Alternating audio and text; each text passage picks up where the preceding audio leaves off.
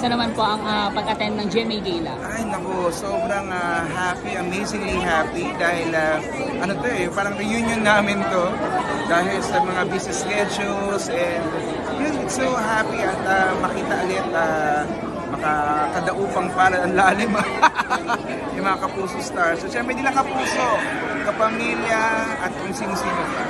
Ayan. And let's talk about your look for tonight. Yes, naku.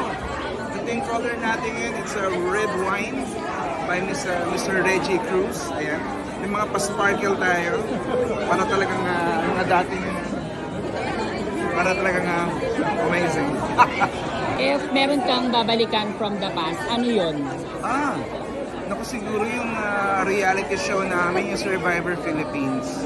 Kasi yun ang isa sa mga naging break ko sa GMA. And yung experience na mapunta ulit sa isla, makasama yung mga castaways, iba. Ito talaga yung reality show na gusto kong balikan. Nakikita niyo po ba sa TikTok na maraming nagre-request talaga na ibalik yung Survivor? Yes, naku, ako din talaga. Talagang nare-request ko sana ibalik. Kasi talagang ibang klase yung Survivor Philippines. Talagang parang lahat ng challenges doon.